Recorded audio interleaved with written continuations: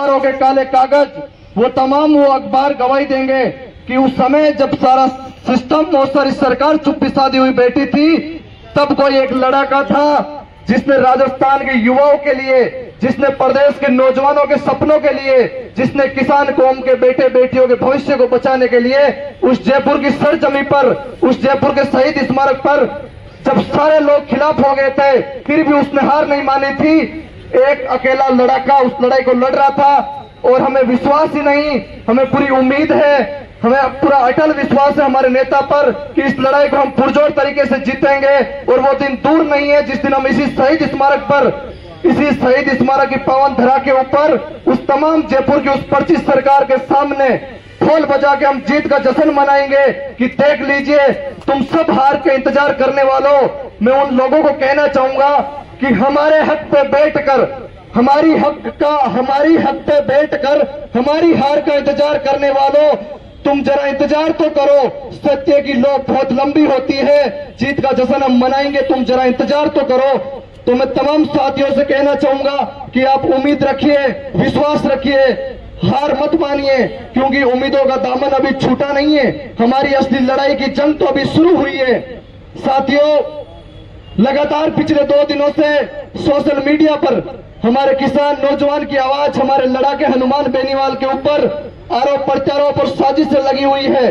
कुछ वो नेता जो इन्हें मिटाने का काम कर रहे हैं, जो इनकी बढ़ती लोकप्रियता को दबाने के लिए जो है ऐसी छोटी हरकतें कर रहे हैं और सोशल मीडिया के ऊपर अपना जमीर को जो है परे रखकर ऐसी अच्छी हरकतें कर रहे हैं। उन लोगों को कहना चाहूंगा कि मुद्दा ये नहीं है कि कनेक्शन क्यों काटा, मुद्दा ये नहीं है कि उनका नोटिस, घर के ऊपर नोटिस क्यों चिपकाया। मुद्दा ये है कि ये नेता प्रदेश के तमाम 41 जिलों के उन किसान नौजवानों की बात क्यों करता है। मुद्दा यह है कि ये नेता एसआई भर्ती रद्द कराने के लिए शहीद स्मारक पर पिछले 72 दिन से क्यों बैठा है। मुद्दा यह है कि इस नेता के एक आवाज पर जो है लाखों की भीड़ कैसे आ जाती है। मुद्दा यह है कि ये नेता जो है विपक्ष में होते हुए भी, यहाँ तो विपक्ष में भी नहीं है, केवल और केवल 0 सीट होते हुए, एक सांसद होते हुए जो है प्रदेश के तमाम नौजवानों की जो है जाजम लगाकर उनकी जन सुनवाई करके उनके काम क्यों कर लेता है। सरकार की दिक्कत यह है, सरकार की पीड़ा यह है साथियों।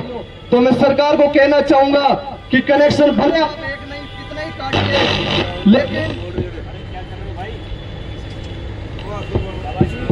इस दिलेर नेता को, राजस्थान की शान को, करंट लग जाएगा, राजस्थान के युवा, जो राजस्थान का किसान, वो गांव के सुदूर कोने में बैठा हुआ वो किसान जो आज भी बिजली कनेक्शन से वंचित है, जो आज गांव की वो ढाणियां जो आज भी सड़क से वंचित है, उनको कनेक्शन देने का काम अगर आपकी सरकार करती तो पूरा किसान आपको धन्यवाद देता, हम लोग आपको धन्यवाद देते। लेकिन आपने अपनी हठधर्मिता के नाते, आपने अपनी सरकार की भ्रष्टाचारी की पोल खोलने वाला के घर पे जाके आपने कनेक्शन काटा है। लेकिन सरकार चाहती है कि जिस प्रकार कांग्रेस हमारे साथ मिल गई है, उसी प्रकार ये आरएलपी का नेता, ये सांसद हनुमान बेनीवाल भी पर्दे के पीछे आके हमसे सेटलमेंट कर ले कि हम मिलकर भ्रष्टाचार करेंगे, मिलकर राजस्थान की जनता को लूटेंगे।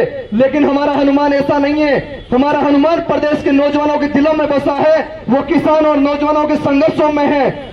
वो जानता है कि एक गांव का किसान, एक नौजवान किस प्रकार से जो है समस्याओं में जो है उलझा हुआ होता है। वो एक हनुमान जी के यहाँ न्याय की उम्मीद लेके आता है। उसको पता है अगर न्याय का कहीं हाईकोर्ट बना हुआ है तो हनुमान के दरबार में बना हुआ है, लोग उसको न्याय की गारंटी के रूप में देखता है। तो मैं प्रदेश के तमाम उन बीजेपी के कार्यकर्ताओं और नेताओं से कहना चाहूंगा कि अगर कम से कम आप प्रदेश के उस एक विधानसभा या एक लोकसभा की सीट का नेतृत्व करने का आप जनप्रतिनिधि हो, तो कम से कम ऐसी ऊंची हरकत मत कीजिए कि आने वाले बच्चे या कभी आप फिर इसी हनुमान के बराबर में बैठोगे तो वो बच्चे आपके ऊपर सवाल ना उठाए कि उस समय आपने ऐसी ऊंची हरकत करी थी। कम से कम मैं हमारे उस नागौर की, उस भाजपा की नेत्री से कहना चाहूंगा कि जो आप लगातार आज 2 दिन से, कल तो आपने एक हमारी किसान बूढ़ी माँ बाप जो जिनके घरों में आज भी जो है बिजलियां नहीं है, वो उन पंखों से हवा खाते हैं, उनकी पोस्ट करके आप दिखाने जा रहे हो कि देसी जुगाड़ तो राजस्थान की, हमारे नागौर की उस किसान कौम और नौजवान की जनता ने आपको दिखा दिया कि 4 बार तो आपको किस प्रकार से आपका इलाज किया और आने वाला जो 1 साल और भी आप सोच के बैठे हो। मुझे तो लगता भी नहीं है कि आपको टिकट भी मिलेगी। क्यों कि अगर कांग्रेस की सरकार में आपने बड़े बड़े वादे करके राजस्थान नागौर की उस जनता को लूटने का काम किया और जब कांग्रेस नागौर की जनता ने आपको परे किया, अपने ही उस लूट को बचाने के लिए, अपने ही जो है परिवार के उन चेतों को जो है उस काले कोटरों से बचाने के लिए आपने पार्टी को चेंज करके भाजपा का दामन थामा है। और आप आज बड़ी बड़ी बात कर रहे हो, देसी जुगाड़ हमें बता रहे हो, तो देसी जुगाड़ आप हरियाणा में लेके जाओ। हमने आपको 4 बार इंतजाम दिया है और आने वाला जो 1 साल और भी आप सोच के बैठे हो तो वह ऐतिहासिक दर्ज होगा कि किस प्रकार हम आपका कनेक्शन काटते हैं। तो मैडम, आप ऐसी ओछी हरकत करने से मुझे नहीं लगता कि आपको शोभा देगा, क्योंकि जो भी नागौर में अब तक की आपकी बची बचाई जो इज्जत थी वो खुद आपने ऐसी पोस्टी करके उसको धूमिल कर दी है।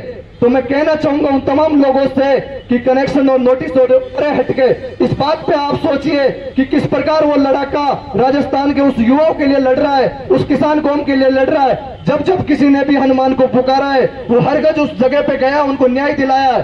तो आप कितने ही खिलाफ साजिश रचो, मैं उन साजिश रचने वालों के लिए कहना चाहूंगा कि हमें मिटाने की साजिश रचने वालों से कह दो, हमें मिटाने की साजिश रचने वालों से कह दो, चिंगारी का खेल बुरा होता है, औरों के घर आग लगाने का जो सपना वो सदा अपना ही घर खड़ा होता है। इसलिए मैं हम तमाम लोगों को कहना चाहूंगा कि कम से कम इस वादा खिलाफी से बचिए।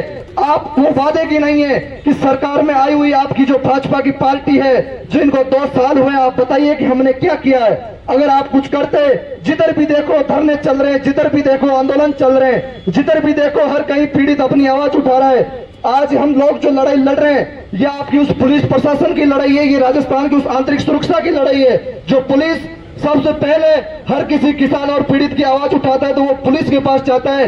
अगर ये लोग ऐसे पुलिस में आएंगे, मैं कहना चाहूंगा प्रदेश की उस भाजपा की सरकार से, मुख्यमंत्री जी से, कि जो माननीय न्यायालय में आपने जवाब पेश किया कि हम सेग्रीगेशन कर लेंगे, तो मैं आपको पूछना चाहूंगा कि 5 महीने पहले आपकी कमेटी की रिपोर्ट में आपकी कमेटी ने कहा कि भर्ती रद्द कर देना चाहिए, सेग्रीगेशन नहीं हो सकता, और 5 महीने बाद में ऐसा क्या हुआ कि आप कह सकते हो सेग्रीगेशन कर दोगे।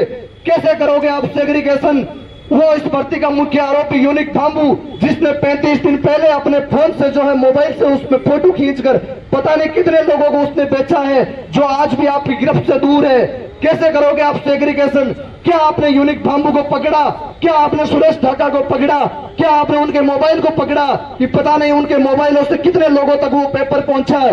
वो हरियाणा गैंग का सरगना कमल यादव, जिसने जो है यूनिक धाम्बू जैसे लोगों से पेपर लेकर पता नहीं कितने लोगों को पेपर पटाया, जिसने अपने इस जो है पुलिस में पकड़ से बचाने के लिए, अपनी इज्जत बचाने के लिए सुसाइड करके वो मर गया। क्या आपकी सरकार आज वो स्वर्ग या नरक में कहीं भी होगा, वहां जाके उसकी राख से सवाल करेगा कि तूने पेपर किस किस को दिया? कैसे करोगे आप सेग्रीगेशन? वो आरपीएससी का सिस्टम जिसने 35 दिन पहले पेपर लीक किया, कैसे करोगे आप सेग्रीगेशन कि हमने जो है पृथक्करण कर दिया कि दोषी और निर्दोष अलग हो गए? जब एक पेपर बाहर आता है तो उसका मतलब यह नहीं होता कि आप सेग्रीगेशन कर लोगे। वो पेपर बाहर आता है तो इसका मतलब यह होता है कि 1 महीने पहले अगर पेपर बाहर आया तो वो सिस्टम के वीकनेस की कमी से आया। आप उस आरपीएससी के मेंबर आज जेल में बैठे हैं, न जाने कितने लोगों को उन्होंने पेपर दिया है, अगर न जाने कितने आरोपित अभी बचे हुए हैं। जितनी पोस्टों पे तो थानेदार है उससे ज्यादा 3 गुनी पोस्टों पे तो वो लोग बाहर बैठे हैं, जो कोई फिजिकल से आउट हो गए थे, जो फाइनल मेरिट में आउट हो गए थे। ऐसे भी इतने लोग बाहर बैठे हैं जो पेपर लेकर के भी जो सेलेक्ट नहीं हो पाए। इससे ज्यादा आपको क्या उदाहरण चाहिए? आपने किसी जाति विशेष को फायदा पहुंचाने के लिए, एक क्रेडिट की लड़ाई में इससे बचने के लिए और अपनी हठधर्मिता के चलते वादा खिलाफी करके आपने युवाओं को ठगने का काम किया है। उसी के नाते आज युवाओं ने आपके सोशल मीडिया पर एक हैशटैग चलाया कि भजनलाल हटाओ राजस्थान बचाओ। कोई शंका नहीं इस मामले में, हैशटैग वो राजस्थान के उस तमाम नौजवानों के दिलों से निकली हुई आवाज है, वो तमाम किसानों की आवाज है, जिसमें आपने सरकार में आने के बावजूद एक भी मुद्दे पर अगर आपने कोई सही काम किया है, एक भी युवाओं की आवाज आपने सुनी है तो आप गिना दीजिए। आप अपने आईटी सेल फेक अकाउंट के थ्रू आप अपने भरोसे के लिए एक अलग ही ट्वीट चला रहे हो, उससे राजस्थान की जनता जो है आपको बचाने के लिए नहीं है। अगर आपने यही जो है राजस्थान की जनता के साथ कुठाराघात किया, आज भी समय अगर आने वाले वक्त के अंदर आपने समझने का काम नहीं किया, संभलने का काम नहीं किया, तो ये राजस्थान का युवा, जिस युवाओं ने आपको कुर्सी पर बिठाया है, उस कुर्सी को खाली कराने का काम भी ये युवा करेगा। ये मत भूलना कि आपकी सरकार वो वादे करके आई है, युवाओं के वादों करके आई है। आपने युवाओं के सपनों को मारा है, आपने उनकी मेहनत को मारा है। वो तमाम युवा जानता है कि कैसे हम पेपर की तैयारी करने के लिए दिन रात एक करके खून पसीने की कमाई कर से हमारे माँ बाप ने हमें यहाँ पढ़ाया, हमने पता नहीं कितनी भौतिक सुख सुविधाओं से परे हट गए, बंद कमरों और लाइब्रेरियों में मेहनत की, और आज उसका परिणाम हमें ये मिला कि उस मेहनत के फल ना मिलकर हमें यहाँ सड़कों पर आंदोलन करना पड़ रहा है। न जाने कितनी यातनाएं और प्रताड़नाएं हमें झेलना तो पड़ रही है। तो मैं तमाम आप सब लोगों से कहना चाहूंगा कि हौसला रखिए, जोश रखिए। हमारे साथ शेर राजस्थान हनुमान जी बैठे हैं, तो हमें कहीं डरने की और चिंता करने की जरूरत नहीं।